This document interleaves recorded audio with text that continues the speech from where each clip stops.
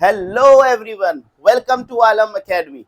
I am Muhammad Shiraz. Today we will start a new series for class 10th CBSE students. जैसा कि आपने thumbnail में देख लिया होगा कि हम लोग आज से NCERT क्लास 10 की स्टार्ट करने जा रहे हैं। आप लोग ने क्लास 9 कवर कर लिया, अब आप क्लास 10th में आ गए। अब आपको मेहनत करने की जरूरत है क्योंकि ये क्लास वो क्लास है जिसका रिजल्ट आपसे सालों साल पूछा जाने वाला है। अभी तक के जो क्लासेस थे, क्लास 9, 8, 7, 6, 5, 4, उसमें आपका साथ क्या था? बस जिस दिन रिजल्ट्स डिक्लेयर होते थे उस दिन एक दो लोगों ने पूछ लिया, बस काम खत्म। लेकिन इस क्लास का रिजल्ट आपसे permanent through out your life आपसे पूछा जाने वाला है। आपके रिलेटिव, आपके फ्रेंड्स, इवन आप कहीं पर जॉब करने जाएंगे, वहां पर हायर एडमिशन में जाएंगे, तो वहां पर हर जगह इस क्लास का रिजल्ट पूछा जाने वाला है। तो इसके लिए आप लोग डे 1 से ही प्रिपेयर हो जाए। अच्छा, मैथमेटिक्स के बारे में बहुत सारे स्टूडेंट्स को बड़ा डर लगता है, लेकिन मैथ्स बहुत ही आसान और बहुत ही फन के साथ हम लोग इसको सीखने वाले। मैथ से अगर आपने कॉन्सेप्ट अच्छे से समझ लिए तो मैथ के साथ आप खेलेंगे, नहीं तो फिर मैथ्स आपके साथ खेलने वाली है। ठीक, तो मैथ्स को हम लोग अपने साथ नहीं खेलने देंगे, बल्कि हम लोग मैथ्स के साथ खेलेंगे। ठीक, तो क्लास 10 का पहला चैप्टर है आपका रियल नंबर्स। अच्छा, हम आपको बताते चले कि हम लोग किस तरह से इसको लेकर के चलेंगे। तो हम लोग सबसे पहला जो भी चैप्टर आएगा, सबसे पहले चैप्टर का सबसे पहला जो वीडियो होगा वो होगा इंट्रोडक्शन का वीडियो। इंट्रोडक्शन में हम लोग क्या सीखने वाले होंगे, यानी कि उस चैप्टर से रिलेटेड उसके कॉन्सेप्ट, ठीक है, जिसको हम लोग और सब्जेक्ट्स में थ्योरी कह देते हैं। तो कह दीजिए मैथ्स में भी थ्योरी पढ़ने वाले, ठीक ना। थ्योरी में क्या पढ़ेंगे हम लोग, उसके डिटेल के साथ कॉन्सेप्ट पढ़ेंगे, और ये वो लेक्चर होगा जो बहुत इंपॉर्टेंट होगा आपकी आगे के लेक्चर्स के लिए, यानी कि आगे के सोल्यूशन के लिए, आगे की एक्सरसाइजेस के लिए। इसको हम लोग बहुत अच्छे तरह से फोकस करेंगे। मोस्टली स्टूडेंट्स के साथ न्यूमेरिकल्स नहीं बनते हैं, मोस्टली स्टूडेंट्स के मैथमेटिक्स के सोल्यूशन नहीं हो पाते। रीजन क्या होता है? क्योंकि वो मैथ्स को डायरेक्ट स्टार्ट करते हैं एक्सरसाइज 1.1 क्वेश्चन नंबर 1। ये सबसे बड़ी मिस्टेक होती है। मैथ्स को आपको स्टार्ट करना है कहां से? आपको चैप्टर नंबर 1 के जो पेज नंबर 1 से जो आपको थ्योरी दे रखी है, जो कॉन्सेप्ट दिया हुआ है, वहां से स्टार्ट करना है। क्योंकि वो चीजें जब आपकी क्लियर हो गई तो आपके सामने कैसा भी क्वेश्चन आए, एनसीईआरटी का है, आरडी शर्मा का है, आरएस अग्रवाल का है, आपके बोर्ड का है, आप बहुत आसानी से उसको कर ले जाएंगे। सो चलते हैं, विदाउट एनी डिले स्टार्ट करते हैं। हम आपको प्रोसीजर बता दें कि हम लोग किस तरह से लेकर के चलने वाले हैं। तो सबसे पहला काम, हम लोग इंट्रो पढ़ेंगे, उसमें हम लोग डिटेल के साथ उस कॉन्सेप्ट पढ़ेंगे। उसके बाद एनसीईआरटी के एक एक एग्जाम्पल्स को सॉल्व करेंगे। फिर उसके बाद आपके साथ ये वीडियो हम लोग एक एक पार्ट में इंट्रो पार्ट और एग्जाम्पल्स करके वीडियो को खत्म कर देंगे। फिर उसके बाद नया सेशन का न्यू वीडियो आएगा, वो आपका एक्सरसाइज के सोल्यूशन पर आएगा। तो इस तरह से सारे चैप्टर्स हम लोग लेकर के चलने वाले हैं। तो आप बिल्कुल साथ में ध्यान से आपको पढ़ना है, और सिर्फ कथा की तरह सुनना नहीं है, बल्कि अपने पास एक नोट्स भी बना करके रखिए। अपने नोट्स पेन डाउन करते रहिए, ताकि जब आपको बाद में रिवीजन करना हो तो बहुत आसानी से आपका रिवीजन हो जाए। चलिए, बातें बहुत सारी हो गई, चलते हैं लेक्चर को स्टार्ट करते हैं। तो सबसे पहला जो चैप्टर है आपका, सबसे पहला चैप्टर है आपका रियल नंबर्स। क्लास 9th में आपने नंबर सिस्टम के बारे में पढ़ा होगा, कुछ याद आ रहा है? नंबर सिस्टम में आपने डिफरेंट तरह के नंबर्स के बारे में पढ़ा था। Whole number, natural number, integer, rational number, irrational number. और फिर वहां पर देखा था कि जो रियल नंबर्स होते थे वो रैशनल नंबर और इररेशनल नंबर का कॉम्बिनेशन होते हैं। यानी कि जो भी रियल नंबर होगा वो या तो रैशनल की कैटेगरी में फॉल करेगा या वो इररेशनल की कैटेगरी में फॉल करेगा। यहां पर इसमें हमें जो पढ़ना है वो पढ़ना है सबसे पहले फंडामेंटल थ्योरम ऑफ अरिथमेटिक। तो सबसे पहले उसके स्टेटमेंट को देखते हैं कि फंडामेंटल थ्योरम ऑफ अरिथमेटिक क्या कहता है, उसका स्टेटमेंट क्या है। तो पहला टॉपिक है हमारा fundamental theorem of arithmetic. Fundamental theorem of arithmetic. बहुत ही आसान सा टॉपिक है ये। एक्चुअल में पूरा रियल नंबर ही आपका बहुत आसान है। ये वो चैप्टर्स हैं जो बोनस चैप्टर्स आप कह सकते हैं, जो आपको फ्री में मार्क्स दिलवाएंगे। ठीक, तो इसका पहले स्टेटमेंट देखते हैं। स्टेटमेंट पहले लिख लेते हैं, उसके बाद स्टेटमेंट को हम लोग एनालाइज करेंगे, समझने की कोशिश करेंगे। तो फंडामेंटल थ्योरम ऑफ अरिथमेटिक क्या कहता है कि every composite number, every composite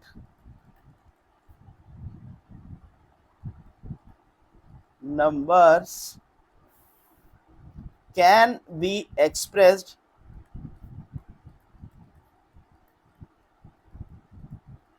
या कह दें can be factorise,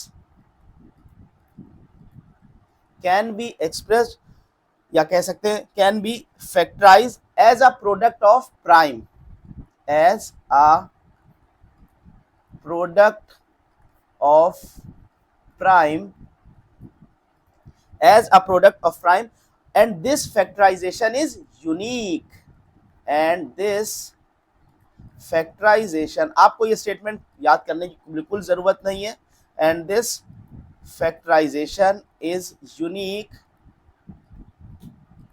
and this factorization is unique apart from the order in which the prime factors occur, apart from the order,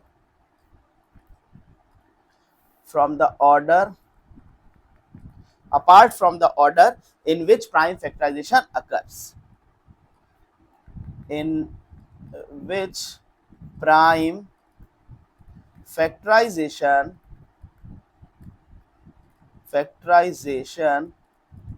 occurs। तो ये आपके सामने स्टेटमेंट आ गया, और स्टेटमेंट पढ़ के आपको कहा आपने कुछ भी नहीं समझ में आया, कोई दिक्कत नहीं, हम है ना यहाँ पर समझाने के लिए। तो देखिए यहाँ पर जो टर्म्स यूज हुए हैं, समझ में ना आने के पीछे रीजन क्या है, वो टर्म्स हमको नहीं मालूम। जैसे एक आया टर्म हमारे पास कॉम्पोजिट नंबर, अब भाई ये किस बला का नाम होता है, ये किस चिड़िया का नाम होता है। एक टर्म आया as a product of prime, ये प्राइम क्या है, हालांकि ये सारी चीजें आपने प्रीवियस क्लास में पढ़ ली, लेकिन टेंशन की जरूरत नहीं है, ठीक। तो अगर हमने ये टर्म समझ लिए तो हमें ये स्टेटमेंट बहुत आसानी से समझ में आ जाएगा। तो इनको, इस स्टेटमेंट को समझने के लिए पहले ये जो दो टर्म्स है कॉम्पोजिट नंबर और प्राइम नंबर, ये होते क्या है इनको देखते हैं, ठीक। तो सबसे पहले देखते हैं कि प्राइम नंबर किसको बोल रहे हैं। प्राइम नंबर, देखिए प्राइम नंबर्स उन नंबर्स को बोला जाता है कि जो नंबर आपके, वो नेचुरल नंबर जो 1 से बड़े हो और जिनका आपका फैक्टर्स सिर्फ 2 फैक्टर्स हो, एक 1 खुद फैक्टर हो उसका, और 1 के अलावा वो नंबर अपने आप का फैक्टर हो। बात समझ में आई। प्राइम नंबर्स हम उनको बोलते हैं नंबर्स हैविंग ओनली 2 फैक्टर्स, सिर्फ और सिर्फ 2 फैक्टर्स हो, 2 फैक्टर्स हो। एक फैक्टर वो 1 तो सभी का फैक्टर होता है सारे नंबर्स का, और सेकंड वो नंबर खुद अपने आप का फैक्टर हो, उनके अलावा कोई और फैक्टर ना हो, तीसरा फैक्टर ना हो, वो नंबर्स कहलाएंगे प्राइम। देखिए कुछ एग्जांपल्स लेते हैं तो बात और क्लियर होगी। जैसे स्टार्टिंग करते हैं नेचुरल नंबर से, हम लोग अगर शुरुआत करते हैं 1 से, चलिए 1 देन 2, कुछ नंबर्स हम लोग लिख लेते हैं, फिर हम लोग इसमें आइडेंटिफाई करेंगे कि कौन से प्राइम है, और जो हमारी कंडीशन को सेटिस्फाई करेंगे वो प्राइम होंगे। 1 2 3 4, कुछ नेचुरल नंबर हमने लिख लिए, 5 6, चलिए 10 तक के नेचुरल नंबर लिख लेते हैं, 7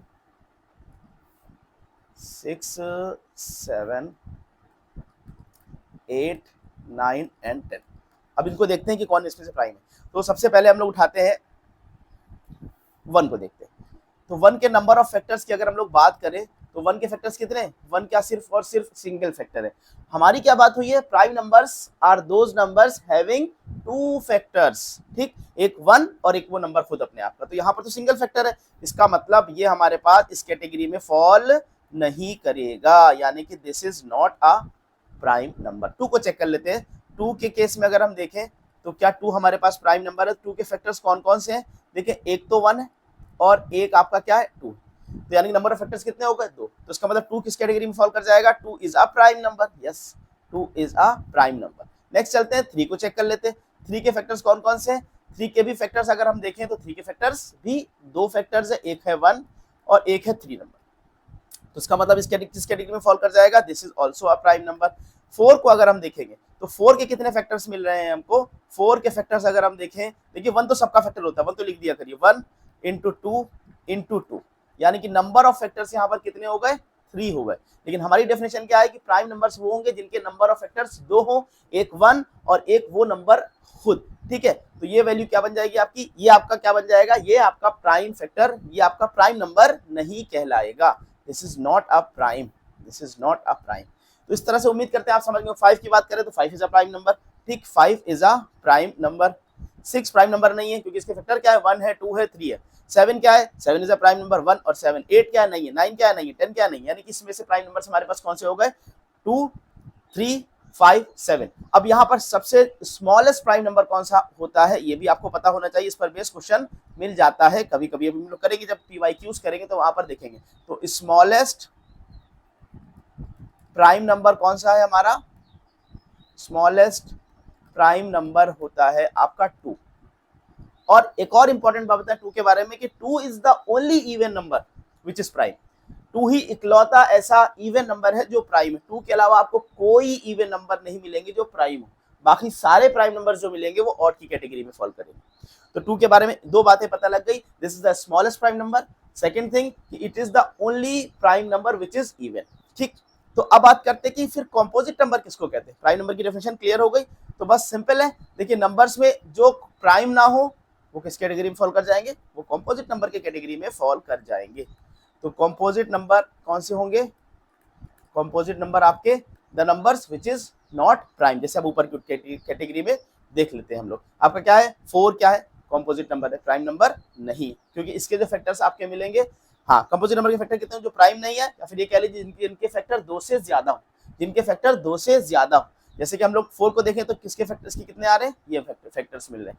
6 के फैक्टर क्या मिलेंगे 1 2 3, ठीक है। इस तरह 8 के फैक्टर क्या मिलेंगे 1 2 की पावर 3, ठीक है। तो यहाँ पर कितने फैक्टर्स मिल रहे हैं आपके, ये number of factors more than 2 है, तो यानी कि ये नंबर आपके क्या कहलाएंगे, कॉम्पोजिट नंबर कहलाएंगे।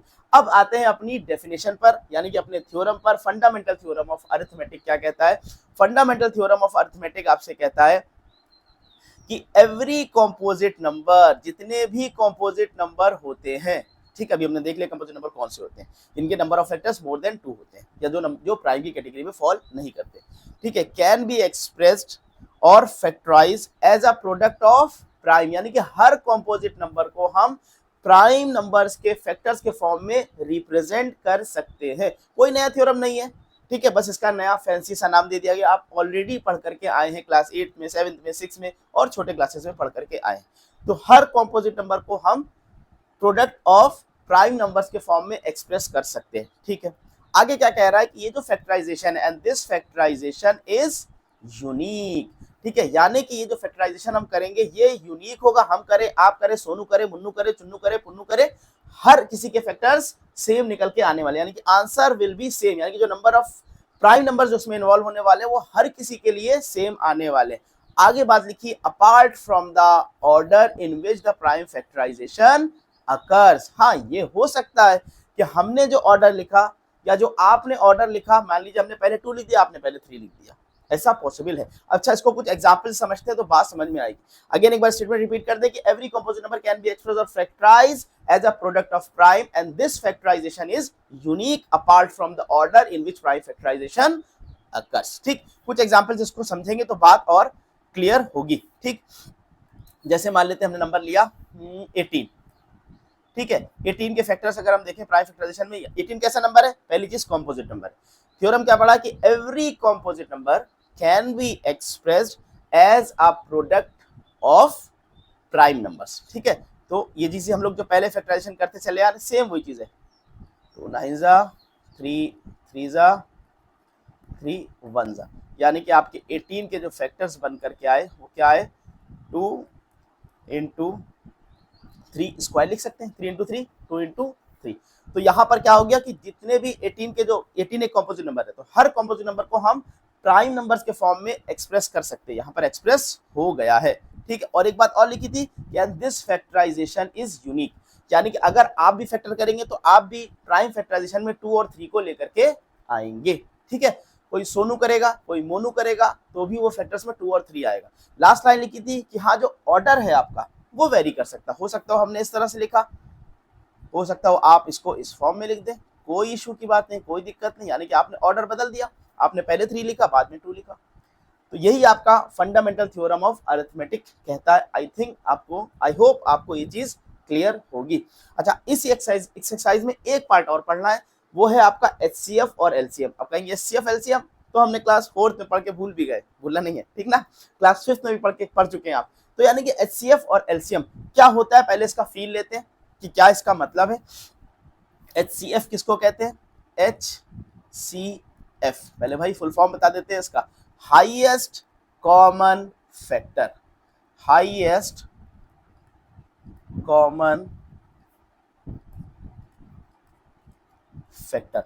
देखिए इसका मतलब क्या, अगर हमारे पास कोई दो नंबर्स लिखे हुए हैं, कोई भी दो नंबर है, सपोज कर लीजिए लिख लेते हैं दो नंबर, एक 18 तो अपने पास है ही है, 18 लिख लिया हमने, ठीक है, कोई दूसरा नंबर हमने लिख लिया 30। तो एचसीएफ का मतलब क्या होता है कि इनके जब हम फैक्टराइजेशन करेंगे तो उनके फैक्टर में से हमारे पास क्या आएगा, जो कॉमन फैक्टर होगा, और कौन सा कॉमन फैक्टर होगा, जो हाईएस्ट होगा। ठीक है, मतलब क्या हुआ, यानी कि वो नंबर होगा जो सबसे बड़ा, वो नंबर जो दोनों को साइमल्टेनियसली डिवाइड कर दे, कंप्लीट डिवीजन कर दे। मतलब क्या हुआ, इसको एग्जांपल्स कर, जैसे हमारे पास 18 के फैक्टर्स हो गए, चलिए 13 के फैक्टर्स और 30 के फैक्टर्स और कर लेते हैं। तो जब हमने 30 के फैक्टर्स करे तो ये वैल्यू आई 2, 15, 3, 5 एंड 5, 1, यानी कि 30 के फैक्टर्स आपके पास क्या मिल रहे हैं, 30 के फैक्टर आपको मिल रहे हैं 2 इंटू 3 इंटू 5। अब 18 और 30 में HCF ऑफ 18 ऑफ 30, ठीक है। पहली चीज, कॉमन फैक्टर कौन कौन से है, 2 और 3 कॉमन फैक्टर, 2 और 3 कॉमन फैक्टर। तो इनमें से हमारे पास जो इसका फैक्टर आएगा, HCF आएगा, वो क्या आ जाएगा, 2 3 जा 6, यानी कि 6 वो नंबर है जो 18 और 30 को कंप्लीटली डिवाइड करेगा। और इससे बड़ा नंबर हम कोई नहीं ला सकते जो 18 और 30 को कंप्लीटली डिफाइन करे। हाँ, इससे छोटे नंबर तो होंगे, जैसे 2 है, 2 से आपका 18 भी डिवाइड हो जाएगा और 30 भी डिवाइड हो जाएगा, लेकिन 2 is not the highest number. ठीक है, 3 की बात करें, 3 से भी आपका 18 और 30 डिवाइड हो जाएगा, बिल्कुल सही, 6 से भी डिवाइड हो जाएगा। ठीक है, लेकिन 6 से बड़ा हम कोई नंबर नहीं ला सकते जो साइमल्टेनियसली 18 और 30 को डिवाइड करे। तो वही नंबर हमारा क्या कहलाता है, HCF। अब आपको उम्मीद करते हो आपने फील लिया होगा, आपको फील आया होगा कि HCF का मतलब क्या है। HCF का मतलब क्या है कि वो कॉमन फैक्टर जो सबसे बड़ा हो, यानी कि वो नंबर जिससे बड़ा नंबर हम कोई ला ही नहीं सकते, जो कंप्लीटली दिए हुए नंबर्स को डिवाइड कर दे, कंप्लीटली डिवाइड कर दे, ये मतलब होता है HCF का। चलते हैं अब LCM पर। LCM का क्या मतलब है, तो LCM least common multiple, least common multiples. चले 2 का टेबल लिखते हैं, ठीक है। देखिए 2 के मल्टीपल्स अगर हम लिखने चाहें तो 2 होगा, नेक्स्ट 4 होगा, 6 होगा, 8, 10, 12, 14, 16, 18, चलिए बस 2 लाइन से 20 तक पूरा लिख जाते हैं, 20। और 3 के मल्टीपल्स लिखते हैं। 3 के मल्टीपल्स जब हम लिखेंगे तो आएगा 3, 6, 9, 12, 15। देखिए इतना आसान चैप्टर, 2, 3, 4 टेबल की बातें हो रही हैं। 15, 18, 21, 24, 27 एंड 30। तो ये हमने ऊपर लिख दिए 2 के मल्टीपल्स और नीचे लिख दीजिए 3 के मल्टीपल्स। अब अगर हम इन दोनों मल्टीपल्स में देखें कि कौन कौन से हमारे पास कॉमन मल्टीपल्स आ रहे हैं, तो कौन कौन से कॉमन मल्टीपल्स हमको दिख रहे हैं, एक तो मिल रहा है आपका 6, ठीक है, नेक्स्ट है आपका 12, नेक्स्ट है आपका 18। इस तरह से आपको मल्टीपल्स मिलते चले जाएंगे, ठीक है ना। सो ये नंबर्स आपके पास 6, 12, 18, these are the common multiples of 2 और 3। इसके अलावा और भी मिले, लेकिन हमें जब एलसीएम फाइंड करना है तो हम किस पर फोकस करेंगे, we will focus on the least common multiple. तो इनमें से सबसे छोटा कॉमन मल्टीपल कौन सा है, वो है आपका 6, यानी कि एलसीएम ऑफ 2 and 3 क्या हो जाएगा, 2 and 3 एलसीएम बन जाएगा 6 हो जाएगा।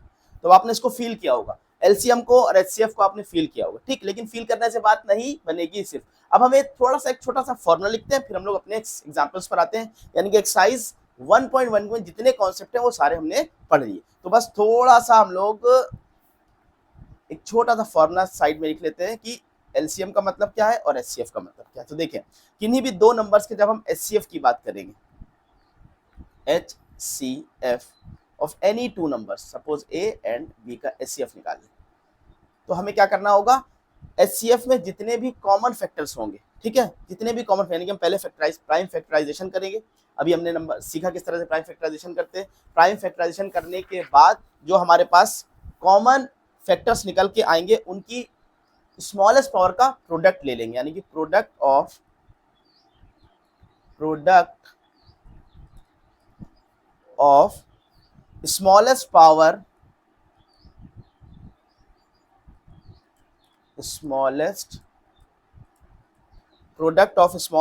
of each common prime factor of each common prime factor। ये आपका HCF का हो गया। अगर हम LCM की बात करें, LCM of any two numbers, तो LCM में क्या करते हैं, LCM में हम जितने भी फैक्टर्स उसमें इन्वॉल्व होते हैं सबको काउंट करते हैं और ग्रेटेस्ट पावर लेते हैं, यानी कि product of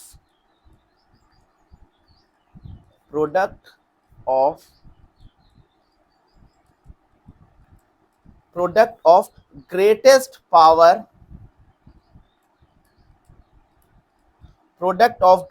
power of each, जितने भी प्राइम फैक्टर्स इसमें इन्वॉल्व हो, of each prime factor involve in the numbers, of each prime factors, each prime factors. बस ये दो आपके पास छोटे छोटे से फॉर्मूले आ गए हैं, इनको आप पेन डाउन कर ले, ये दो फॉर्मूले, इनकी हेल्प से हम किन्हीं भी दिए हुए नंबर्स का एलसीएम और एचसीएफ को कैलकुलेट कर लेंगे। ठीक, तो चलते हैं कुछ एग्जांपल्स की तरफ, वापस की और प्रैक्टिस हो जाएगी। या चले इससे पहले एक से दो आपके हम प्रैक्टिस और करवा देते हैं, कुछ नंबर्स ले लेते हैं, उसके हम लोग एचसीएफ और एलसीएम निकालते हैं, जो अभी हमने फॉर्मूला पढ़ा उसकी हेल्प से। जैसे सबसे पहले हमने फॉर्मूला जो पढ़ा था, क्या पढ़ा था, नंबर्स पढ़े थे 18 और 30, तो 18 के फैक्टर्स हमने कर लिए थे, चलिए फिर से कर लेते हैं फैक्टर्स। तो 18 के फैक्टर्स क्या है, 2 है और 9, ये 3 3 = 9 एंड 3 1 = 3, तो the factor of 18 is 2 × 3 square. इस तरह हमने अगला नंबर चूज किया था 30, तो 30 में कितना हो जाएगा, 2 15 = 3 5 5 1, यानी कि 30 के अगर हम फैक्टर्स देखें तो 30 के फैक्टर्स 2 × 3 × 5।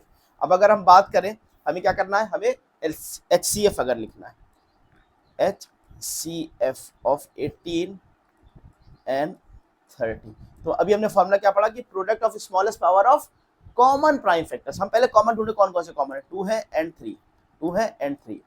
ठीक है, जो कॉमन फैक्टर्स है वो हमें लेके आने, 2 और उनका प्रोडक्ट लेके आना, और उनका प्रोडक्ट भी पावर जो लाएगी वो स्मॉलेस्ट आएगी, तो 2 तो पावर 1 ही है दोनों में, ठीक है, आ गया। 3 की स्मॉलेस्ट पावर यहाँ पर 2 है, यहाँ पर नीचे आपका 1 है, तो स्मॉलेस्ट पावर 1 रहेगी, यानी कि एचसीएफ कितना बन जाएगा, 2 3 = 6। एलसीएम की अगर हम बात करें, एलसीएम ऑफ 18 एंड 30 कितना बनेगा, अगेन जितने भी फैक्टर्स इन्वॉल्व है, कौन कौन से हैं, 2 है, 3 है और 5, सारे फैक्टर्स यहाँ पर आते हैं। ठीक है, product of all the factors, लेकिन उनकी पावर कौन सी लेती है, हाईएस्ट पावर, तो 2 तो 1 है दोनों में, यहाँ पर हाईएस्ट पावर क्या रहेगी, 2 5 1 है, तो कितना बन जाएगा, 3 3 = 9 9 2 = 18 18 5 = 90, so the LCM of 18 and 30 is 90। तो इस तरह से क्वेश्चंस को करेंगे। चलिए चलते हैं कुछ एग्जांपल्स पर, तो वहां पर हमारी खुद से प्रैक्टिस हो जाएगी, हमें और क्वेश्चंस देखने को मिलेंगे।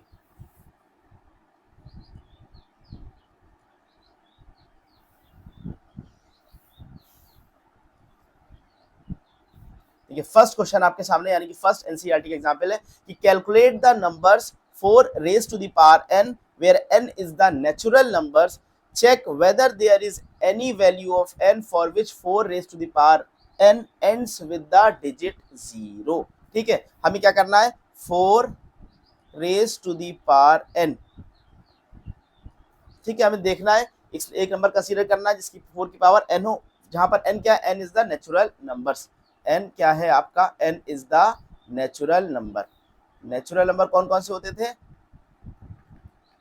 नेचुरल नंबर हमने पढ़ा है 1 से स्टार्ट होते हैं, 1 2 3 4 5 एंड सो ऑन। ठीक है, इस तरह से चलते चले जाते हैं। फिर हमें ये चेक करना है कि क्या कोई ऐसा नंबर भी हमको मिलेगा जो जिसके एंड में आपका 0 आ जाए। ठीक, देखिए पहले तो हम हिट एंड ट्रायल से कुछ करने की कोशिश करते हैं। सबसे पहले फर्स्ट हम नेचुरल नंबर जब लेते हैं तो हमने पावर लिया यहाँ पर 1, तो ये कितना आ जाएगा 4। अच्छा, इस चीज़ को हम लोग लिख सकते हैं 2 स्क्वायर लिख सकते हैं। ठीक, इस तरह जब हमने 4 नेक्स्ट नेचुरल नंबर लिया 2, तो ये हो जाएगा 16। इसको क्या लिखा जा सकता है 2 रेज टू द पावर 4। ठीक है, 2 to the 4, 4 to the 8, 8 to the 16। Next हमने लिया 4 raise to the power 3। Again यहाँ पर वैल्यू कितनी आ जाएगी 16 4 द 64, तो ये पावर कितनी बन जाएगी 2 की पावर 6। ठीक, नेक्स्ट पिक कर लेते हैं इस तरह से 4 रेज टू द पावर 4, तो ये वैल्यू कितनी आ जाएगी 4 4 द 16, 4 से 24 256। 2 रेज टू द पावर ये कितनी होती है 8। तो ये इस तरह से नंबर्स हमें मिलते चले जा रहे हैं। ठीक है, अब क्या अभी तक कोई ऐसा नंबर मिला जिससे एंड में 0 नहीं है? ठीक है, देखिए 0 कब मिलता है, एक अच्छी सी बात हमेशा ध्यान रखिए कि लास्ट डिजिट आपकी 0 तब हो सकती है जब दिए हुए कॉम्पोजिट नंबर में का प्राइम फैक्टराइजेशन के अंदर 2 और 5 आए। जब दिए हुए कॉम्पोजिट नंबर के प्राइम फैक्टराइजेशन में 2 और 5 दोनों मिले, तो क्या यहाँ पर जो 4 रेज टू द पावर हमें दिया है n, अगर हम 4 के फैक्टर्स करते हैं तो 4 के फैक्टर्स क्या मिलेंगे 2 इंटू 2। यहाँ पर क्या इसके प्राइम फैक्टराइजेशन में 5 आ रहा है? बिल्कुल नहीं आ रहा है। तो जब 5 फैक्टराइजेशन में नहीं आ रहा है तो इसका मतलब इसकी कोई भी एंड डिजिट ऐसी नहीं होगी जिसमें आपको 0 मिल जाए, क्योंकि क्या है कि 0 मिलने के लिए कंडीशन क्या है कि जो प्राइम फैक्टराइजेशन आपको मिले उसकी लास्ट डिजिट, उसकी प्राइम फैक्टराइजेशन के अंदर 2 और 5 का जोड़ा होना चाहिए, 2 और 5 का पेयर होना चाहिए। लेकिन 4 के फैक्टर्स में आपको 2 और 5 नहीं मिलेंगे। इसका मतलब यहाँ पर एक भी ऐसा नंबर नहीं मिलेगा नेचुरल नंबर्स के लिए कि अगर हम n की वैल्यू नेचुरल नंबर प्लेस करते हैं जिसके लिए आपके इनके फैक्टर्स के एंड में 0 आए, क्योंकि इनके फैक्टर के एंड में 0 होने के लिए 2 इंटू 5 का प्राइम फैक्टराइजेशन में आना जरूरी है।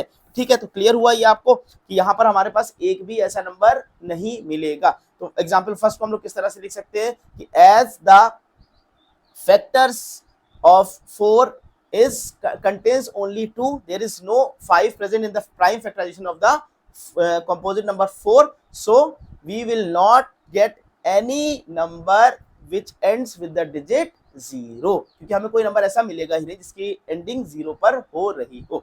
तो बहुत आसान सा क्वेश्चन था। चलते हैं सेकेंड एग्जाम्पल पर। Find the LCM and HCF of 6 and 20 by the prime factorisation method. सबसे पहला काम 6 के हम फैक्टर्स कर ले, तो 6 के फैक्टर्स जब हम करेंगे, 6 के फैक्टर्स जब हम करेंगे तो ये आ रहे हैं 2 3 ज़ा 6, 3 1 ज़ा 6, यानी कि ये आपका 6 के फैक्टर में मिला हमको 2 इंटू 3। नेक्स्ट नंबर क्या है 20। 20 के फैक्टर जब हम करेंगे 2 10 2 5 ज़ा 5 1 ज़ा, तो 20 के फैक्टर्स में आपको मिलेगा 2 स्क्वायर इंटू 5। अब एचसीएम एचसीएफ और एलसीएम फाइंड करना है, तो ठीक है देखते हैं। तो आपने फॉर्मूला पीछे पढ़ा हुआ है कि एचसीएफ जब भी किन्हीं दो नंबर्स का फाइंड करते हैं, जैसे यहाँ 6 और 20, तो उस केस में हम क्या लेते हैं product of the smallest power of the common prime factors. पहले चीज तो कॉमन फैक्टर ढूंढ लीजिए कौन कौन से, एक तो 2 है, बस सिर्फ 2 ही कॉमन फैक्टर है। ओके, तो सिर्फ 2 को उतारना है। अब इसकी पावर भी जो लेनी है वो कौन सी लेनी है स्मॉलेस्ट, तो स्मॉलेस्ट पावर क्या है आपकी, ये 2 है, ये 1 है, तो 1 इज द स्मॉलेस्ट, यानी कि इसके जो एचसीएफ आया, इसका एचसीएफ क्या आ जाएगा आपका 2 आ जाएगा। तो this is our answer, HCF आ गया। ठीक है, अब एलसीएम निकालते हैं। एलसीएम एलसीएम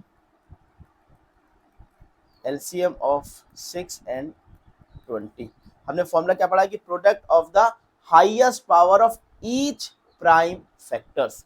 ठीक है, कौन कौन से फैक्टर्स हैं इसके अंदर, एक तो 2 है, एक तो 3 है और एक 5।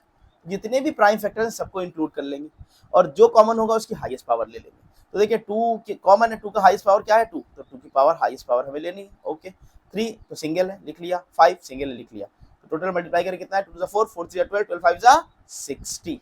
So the answer is 60 is the LCM of these two number। अभी आगे क्वेश्चंस देखेंगे हम लोग कि जहां पर रिलेशन भी मिलता है कि LCM और HCF और दिए हुए दो नंबर्स के बीच का रिलेशन, जहां पर हमें वेरीफाई करने के लिए एग्जाम में भी पूछा जाता है। ठीक है, तो कोशिश किया करिए, क्वेश्चन जब आपके सामने आए तो खुद से ट्राई करिए, और अगर हो जाए वेल एंड गुड, उसके बाद सोल्यूशन देख लीजिए। उसके बाद अगर नहीं हो पाता है तो कोई प्रॉब्लम की बात नहीं, लेकिन ट्राई करिए। मैथमेटिक्स आपकी ट्राई करने से आती है, जब आप कोशिश करेंगे तो आप चीज़ों को सीखेंगे। जब अगर नहीं होता है फिर आप सोल्यूशन देख लीजिए, और सोल्यूशन को, वीडियो आपके पास है, आप उसको पॉज करके खुद से पहले ट्राई करा करिए। चलते हैं नेक्स्ट एग्जाम्पल पर, इसमें 4 एग्जाम्पल है बस। तो एग्जाम्पल नंबर 3 देखते हैं क्या कह रहा है। नेक्स्ट एग्जांपल है, find the HCF of 96404 by prime factorisation method, hence find their LCM. अब देखिए यहाँ पर इस क्वेश्चन से हम लोग एक चीज सीखेंगे कि नया फॉर्मूला और मिलने वाला।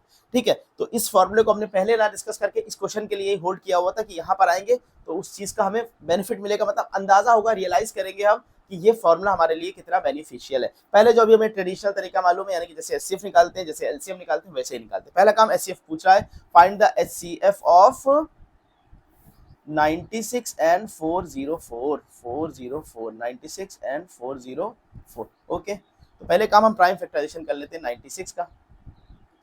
96 के प्राइम फैक्टराइजेशन कर रहे हैं, तो 2 4 जा 8, 2 8 जा 16, 2 24, 2 12, 2 पावर 6, 2 3 जा 3 1। तो हमारे पास फैक्टर्स कितने आए 96 के,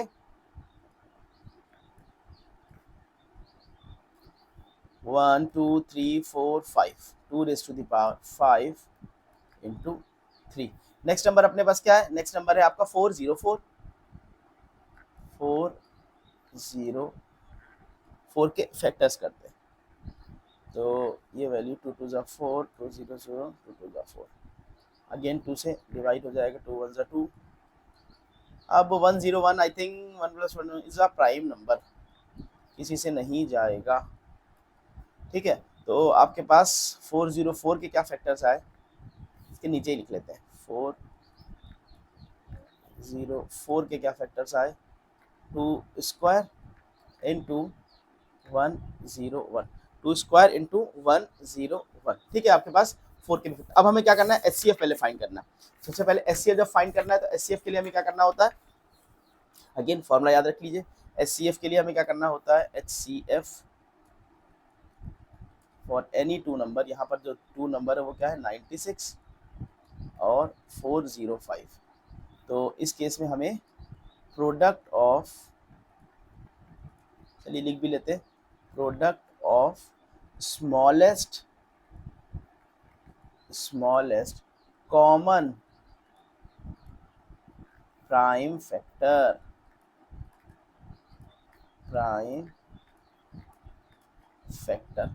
तो अपने पास इन 2 नंबर के एचसीएफ यानी कि 96 इंटू 404 क्या नंबर है। तो पहले तो कॉमन फैक्टर उठा लीजिए, कॉमन फैक्टर क्या है, सिर्फ 2 है। ओके, 2 को लिख लिया। अब जो कॉमन फैक्टर है उसकी स्मॉलेस्ट पावर ले लीजिए, यहाँ पर 5 है, यहाँ 2 है, तो स्मॉलेस्ट पावर 2, यानी कि ये आ जाएगा 4। तो इसका मतलब हमारे पास आंसर आया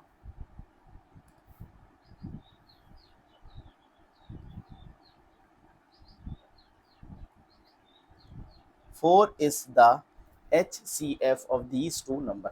अच्छा, उसके बाद पूछा हेंस फाइंड देयर एलसीएम। तो जैसे अभी तक हमें एलसीएम का जो प्रोसेस मालूम है उसी से करते हैं, तो उसके बाद हम इसके लिए एक फॉर्मूला भी देखेंगे। तो एलसीएम ऑफ 96 एंड 404, तो एलसीएम का क्या फॉर्मूला है कि प्रोडक्ट ऑफ हाईएस्ट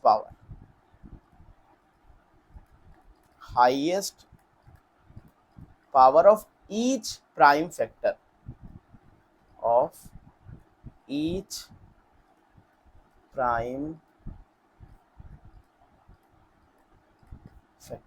ठीक है, product of highest power of each prime factors.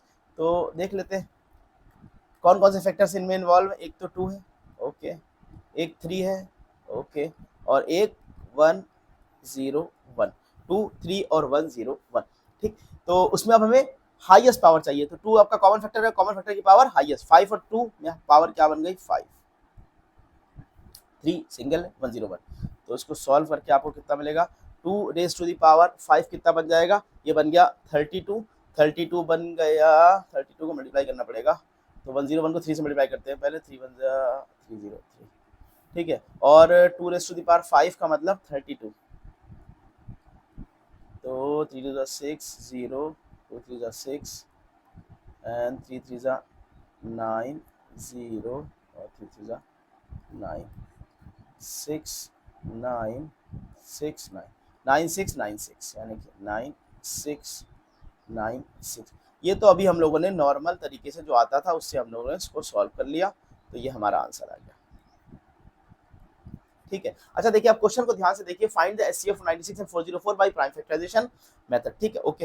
Hence find their LCM, ऐसा क्यों लिखा है, यानी कि इसका मतलब कुछ ना कुछ कनेक्शन है एचसीएफ और किन्हीं भी दो नंबर्स के एचसीएफ और एलसीएम और उन दो नंबर्स के बीच में। तो आइए उस कनेक्शन को अब देखते हैं क्या कनेक्शन है, क्योंकि इसीलिए कहा गया पहले एचसीएफ निकाल के फिर हमें फाइंड करना है। तो वो सिंपल सा कनेक्शन ये, अब यहाँ पर वेरीफाई भी कर लेंगे हम उस फॉर्मूले को कि हमारे पास क्या फॉर्मूला है कि अगर किन्हीं भी दो नंबर का एचसीएफ आपको मालूम है ना, तो आप उनका एलसीएम डायरेक्टली निकाल सकते हैं। तो HCF of any two numbers, suppose that number is A and B, or product of LCM of any two number, पता है किसके बराबर होता है, ये इन दोनों नंबर्स के प्रोडक्ट के बराबर होता है, ये इन दोनों नंबर के प्रोडक्ट के बराबर। एक फॉर्मूला आपके पास बढ़िया सा आ गया। अब इसी क्वेश्चन को हम लोग करते हैं, हम लोग ने एचसीएफ ऑलरेडी कैलकुलेट कर लिया था, 4 आया था, ओके, तो एचसीएफ की जगह पर हमने रख दिया 4, एलसीएम हमारे पास अभी आया नहीं है,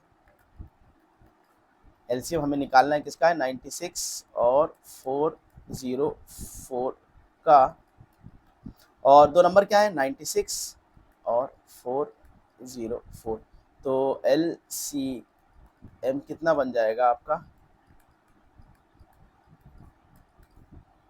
96 इंटू 404 डिवाइडेड बाई 4, तो ये वैल्यू आ गई 4 1 4 0 4 1 4, तो 96 0 जा 96 1 जा 96 96 1 जा 96, सो ये आपको आंसर मिल गया।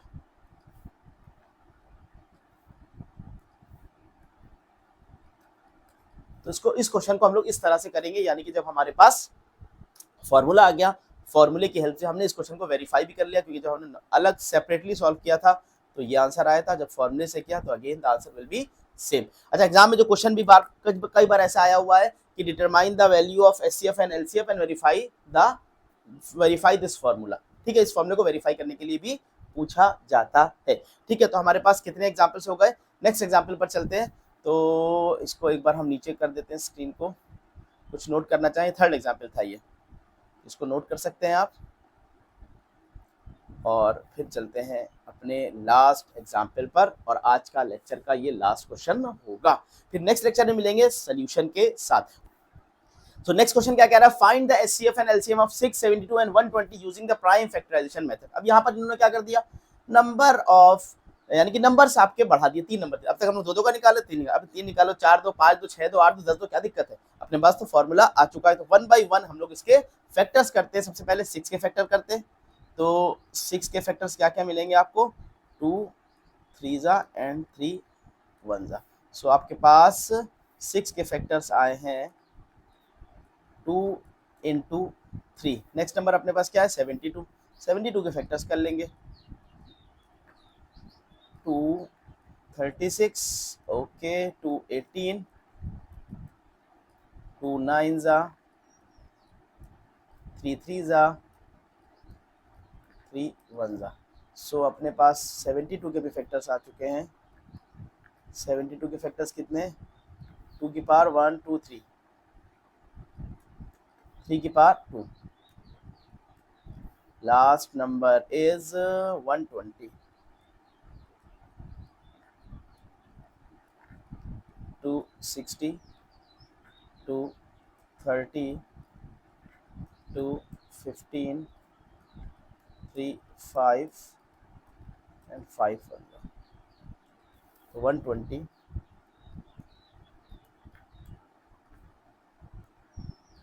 1 2 3,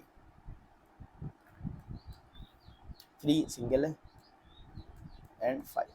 तो भाई HCF सबसे पहले निकालते हैं तीनों नंबर का, HCF ऑफ 6 72 एंड 120। देखिए एचसीएफ जब निकालना हो पहला काम क्या करें, हम उनमें से कॉमन फैक्टर को ढूंढ ले। तो कॉमन फैक्टर हमको 2 दिख रहा है, ओके, जो दिख रहा है उसको पहले उतार लीजिए, बाद में पावर की टेंशन लेंगे। और क्या दिख रहा है, 3 भी कॉमन फैक्टर दिख रहा है, ठीक है, इसको उतार लेते हैं, 2 इंटू 3। अब उसके बाद जब एचसीएफ की बात कर रहे हैं तो एचसीएफ के केस में हमारे पास पावर हमें कौन सी लेनी, स्मॉलेस्ट पावर। तो 2 की स्मॉलेस्ट पावर भाई 1 ही है, 1 3 3, तो स्मॉलेस्ट पावर 1 है, 3 की स्मॉलेस्ट पावर भी 1 है, तो यानी कि एचसीएफ हमारा आ जाएगा 6। एलसीएम जब निकालेंगे, एलसीएम ऑफ दीज 3 नंबर 6, 72, 120, तो देखिए जब एलसीएम निकालना हो जितने भी फैक्टर्स इन्वॉल्व हो सब उतार दीजिए यहाँ पर। तो हमारे पास कौन कौन से फैक्टर है, 2 है, ओके, 3 भी है, ओके, और क्या है, 5 है। पावर की टेंशन बाद में लेनी है। अब एलसीएम के केस में पावर कौन सी लगानी है, हाईएस्ट पावर लगानी है। तो हाईएस्ट पावर देखिए 2 की हाईएस्ट पावर कितनी, 133, तो हाईएस्ट पावर क्या है, 3। 3 की हाईएस्ट पावर कितनी है, 2 है, ओके।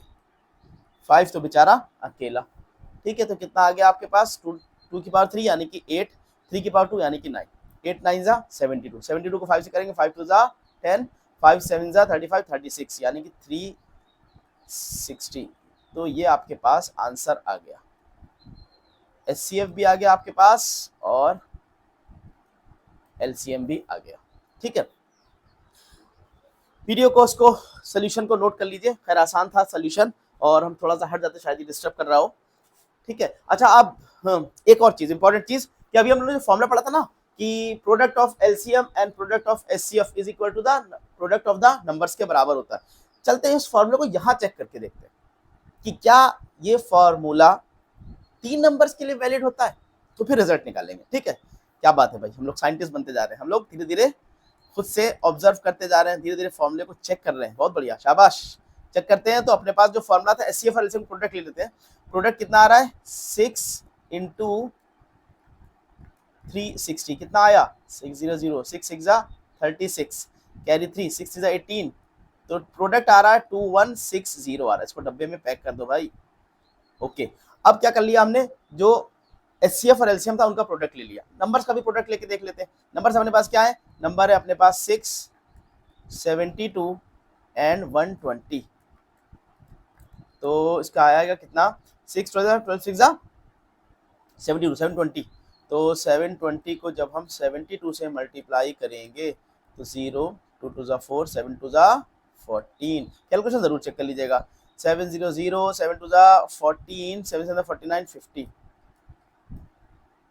04815, ये क्या हो गया भैया, 51840, ये तो बराबर नहीं आए, कोई टेंशन नहीं। इसका मतलब अब अपना रिजल्ट निकालना है हमको, कि जो हमने पिछले केस में फॉर्मूला पढ़ा, पिछले केस में हमने फॉर्मूला क्या पढ़ा था कि product of HCF and LCM is equal to the product of the numbers, that formula is only valid for 2 numbers. ये रिजल्ट निकाल लेंगे, यानी कि हम यहाँ पर ये चीज देख रहे हैं कि जब हमारे पास 3 नंबर्स आ गए तो उस सिचुएशन में एचसीएफ, अब आपको डाउट होने लग गया होगा कहीं ऐसा तो नहीं किसी 2 नंबर वाले में भी फंस जाए, ऐसा नहीं होगा, वो फॉर्मूला एकदम पक्का है, sure short formula, into LCM of A B and C, जब 3 नंबर आ जाए, is not equal to, not लगा है, इक्वल टू नहीं है, ये प्रोडक्ट ऑफ दीज 3 नंबर, ठीक है ना।